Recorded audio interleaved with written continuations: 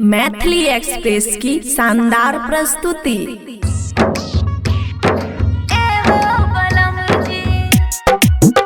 खुशी recording studio बलुआहा।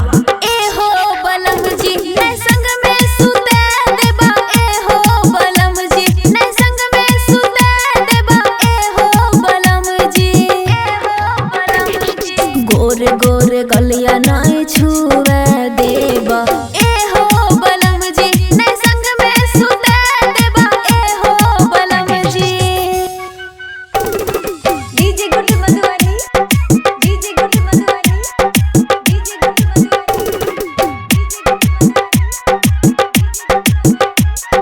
हमरा तू कहला बनैबे दिल के रानी, बनैबे दिल के रानी। इहा तो हमर बढ़ल छे परेशानी। हमरा तू कहला बनैबे दिल के रानी, इहा तो हमर बढ़ल छे परेशानी। ननद धछिया कहै मुँह के तोर देबा ए हो बलम जी, नहीं संग में सुते देबा ए हो बलम जी, नहीं संग में सुते देबा ए हो सजन जी।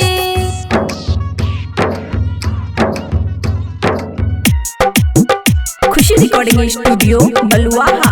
राइटर सुमित साजन आवे नहीं छदाया, आवे नहीं छदाया। लागै छै बन गेलो हम पराया। राइटर सुमित साजन आवे नहीं छदाया। लागै छै बन गेलो हम पराया। जितना छ कमाइल सब रुपया हमरा देबो, तब बलम जी हमें लग में सुते देबा। तब बलम जी हमें लग में सुते देबा, तबे बलम जी। खुशी रिकॉर्डिंग स्टूडियो बलुआहा।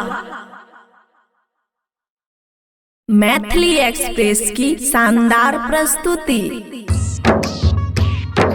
ए हो बलम जी, खुशी रिकॉर्डिंग स्टूडियो बलुआहा। ए हो बलम जी, नहीं संग में सुते देबा ए हो बलम जी, नहीं संग में सुते देबा ए हो बलम जी, ए हो बलम जी।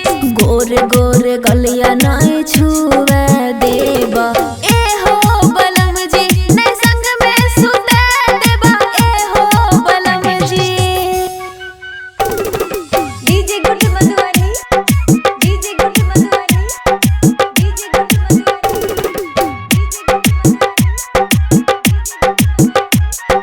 हमरा तू कहला बनैबे दिल के रानी, बनैबे दिल के रानी।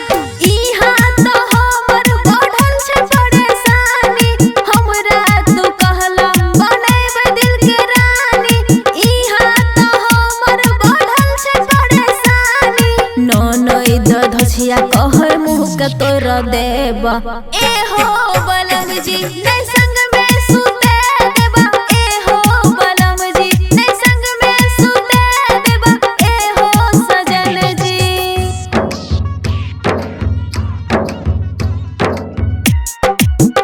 खुशी रिकॉर्डिंग स्टूडियो बलुआहा।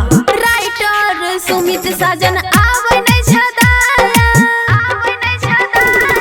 लागै छै बन गेलो हम पराया। राइटर सुमित साजन आवे नहीं छदाया।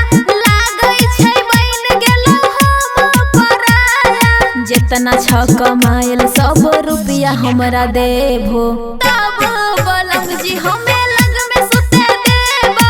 तब बलम जी हमें लग में सुते देबा, तबे बलम जी। खुशी रिकॉर्डिंग स्टूडियो बलुआहा।